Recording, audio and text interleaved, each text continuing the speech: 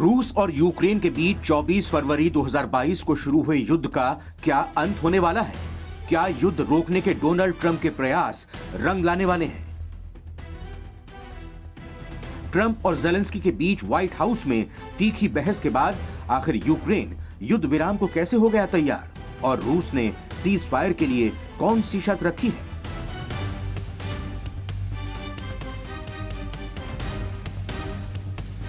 जी हां, रूस और यूक्रेन के बीच 3 साल से ज्यादा समय से चल रहे भीषण संघर्ष के बाद अब खत्म होने की उम्मीद दिखाई दे रही है। सऊदी अरब में अमेरिकी अधिकारियों के साथ बातचीत के बाद यूक्रेन ने तत्काल 30 दिनों के युद्ध विराम समझौते पर सहमति जताई है। 8 घंटे की बातचीत के बाद अमेरिकी अधिकारियों ने इसकी घोषणा की और कहा कि अब गेंद रूस के पाले में है। इस प्रस्ताव को अब क्रेमलिन के सामने रखा जाएगा। अमेरिकी राष्ट्रपति डोनाल्ड ट्रंप ने यूक्रेन के युद्ध विराम पर सहमति जताने का स्वागत किया है और उम्मीद जताई है कि रूस भी इस पर सहमत होगा। ट्रंप ने कहा कि इस भयानक युद्ध में रूस और यूक्रेन दोनों के सैनिक मारे जा रहे हैं और युद्ध विराम पर पहुंचना बहुत महत्वपूर्ण है। मीडिया से बात करते हुए ट्रंप ने कहा कि यूक्रेन में युद्ध विराम पर अभी कुछ समय पहले ही सहमति बनी है। अब हमें रूस जाना है और उम्मीद है कि राष्ट्रपति पुतिन भी इस पर सहमत होंगे और हम इसे आगे बढ़ा सकेंगे।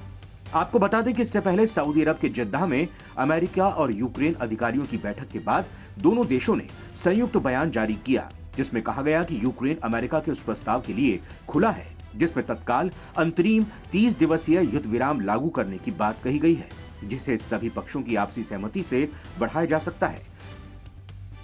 यह घटनाक्रम ऐसे समय में हुआ जब कीव ने रूस पर अब तक का सबसे बड़ा ड्रोन हमला किया है। लगभग 350 ड्रोन्स ने मॉस्को पर हमला किया, जिसमें 3 लोग मारे गए और 18 घायल हो गए। इसके जवाब में रूस ने यूक्रेनी शहर ओडेसा पर हमला करके जवाबी कार्रवाई की। सऊदी अरब में जेद्दाह में हुई बैठक के नतीजों को लेकर अमेरिका अब रूस के पास जाएगा। बैठक के बाद जानकारी देते हुए अमेरिकी विदेश मंत्री मार्को रूबियो ने कहा, हम उन्हें यानी रूस को बताएंगे कि ये बात टेबल पर है। यूक्रेन गोलीबारी बंद करने और बातचीत शुरू करने के लिए तैयार है और अब ये उन पर निर्भर करेगा कि वो हाँ कहें या ना।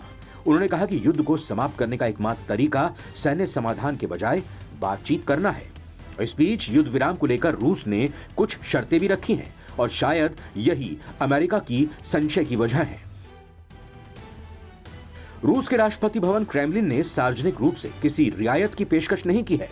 रूस ने कहा है कि वो इस शर्त पर युद्ध समाप्त करने के लिए तैयार है कि यूक्रेन नाटो में शामिल होने का प्रयास छोड़ दे और मॉस्को के कब्जे वाले क्षेत्रों को रूसी क्षेत्र के रूप में मान्यता दे। उम्मीद है कि अमेरिका सऊदी वार्ता निष्कर्ष के बारे में जानकारी साझा करेगा, जबकि क्रेमलिन ने रूसियों के इस बात को लेकर आगाह किया है कि वो ट्रंप प्रशासन की ओर से यूक्रेन को लेकर उठाए जा रहे कदमों से प्रभावित न हो। उनके कार्य मॉस्को के लिए आशाजनक लग सकते हैं, लेकिन बहुत बुरे के लिए भी तैयार हैं।